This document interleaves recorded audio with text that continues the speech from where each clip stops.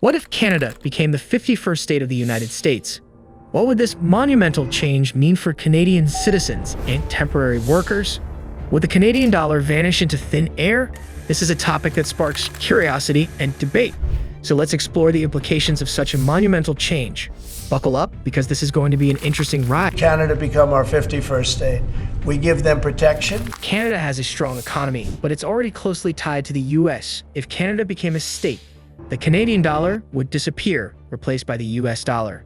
Taxes would change, with lower corporate taxes but higher healthcare costs for individuals.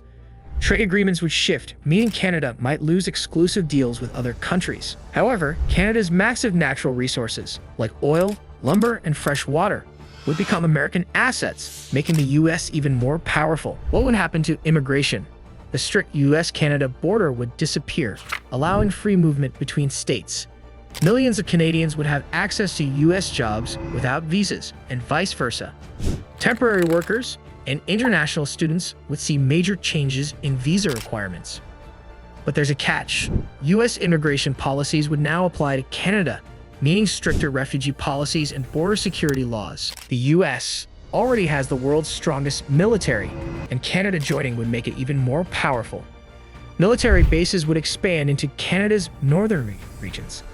The Arctic would become a major strategic military zone for the US. Internationally, countries like China and Russia would not be happy, since this would make North America even more dominant. Would Canada still be Canada? Probably, but there would be some big cultural shifts. Hockey would remain popular, but American football would gain influence. Would Canadians still say "eh"?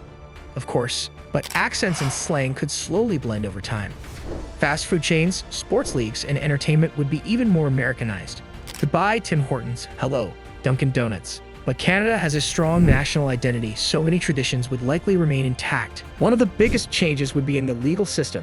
The Prime Minister would be gone, replaced by US federal governance. Canada would gain senators and representatives in the US Congress, influencing American policies. The legal system would shift, meaning the Second Amendment, gun rights, healthcare laws, and free speech laws would apply to Canadians in full force. One of the biggest concerns: healthcare. Canada's universal healthcare system would be replaced by the US private healthcare system.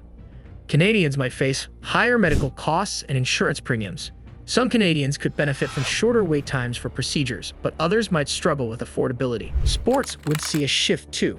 Canadian teams could become American franchises, impacting leagues like the CFL. Hollywood and American media could further influence Canadian entertainment. So what have we learned today? The idea of Canada becoming the 51st state of the United States is a complex and multifaceted scenario. It would bring about significant political, economic, cultural, and social changes. While there are potential benefits, such as enhanced trade and cultural exchange, there are also challenges that would need to be addressed, including identity, policy integration, and social dynamics. What do you think? Would Canada make a good 51st state? Or do you believe it's better off as an independent nation? Let me know your thoughts in the comments below.